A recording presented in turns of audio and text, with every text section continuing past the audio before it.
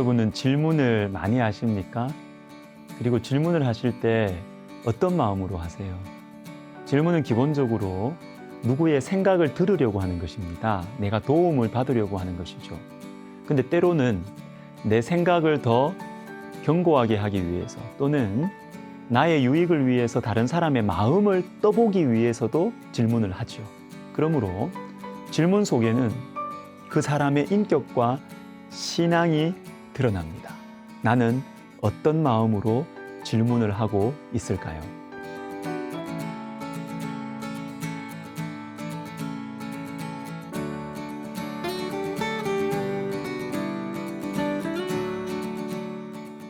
오늘 본문에 나오는 한 서기관은 좋은 마음으로 질문을 합니다. 이전에 나온 사람들과 달리 예수님을 책잡으려고 질문하는 것이 아니라 정말 궁금해서, 정말 알고 싶어서 질문합니다. 가장 중요한 것을 물어봅니다. 모든 계명 중에 첫째가 무엇입니까?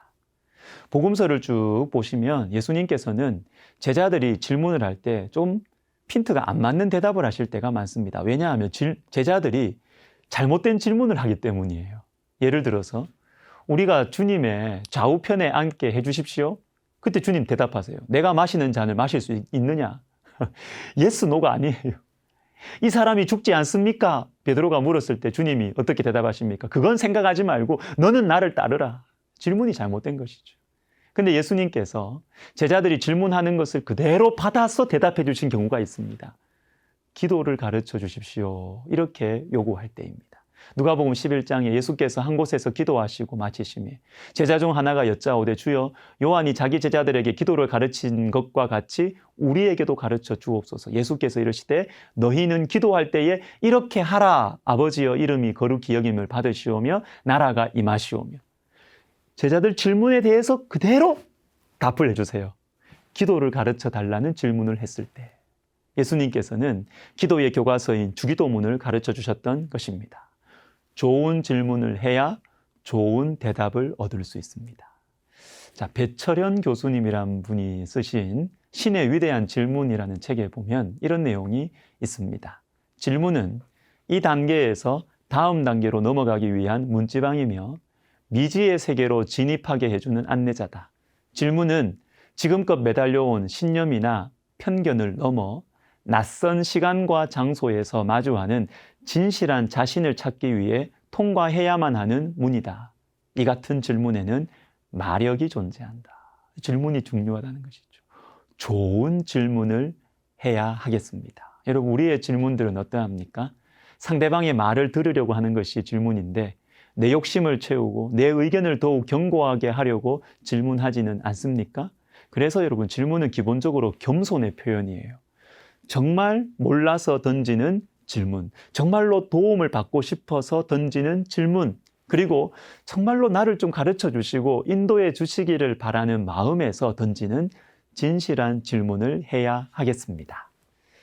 진지하고 진실한 마음으로 예수님을 대하는 이 서기관이 무엇을 질문하고 있습니까? 모든 계명 중에 첫째가 무엇입니까? 이제까지 예수님께 나와왔던 서기관들과 바리새인들은 주변적인 것들을 질문했어요. 예수님을 궁지에 빠뜨리기 위해서. 그런데 이 사람은 제일 중요한 계명이 무엇인지를 묻습니다. 제일 중요한 것, 이 한 가지가 무엇입니까?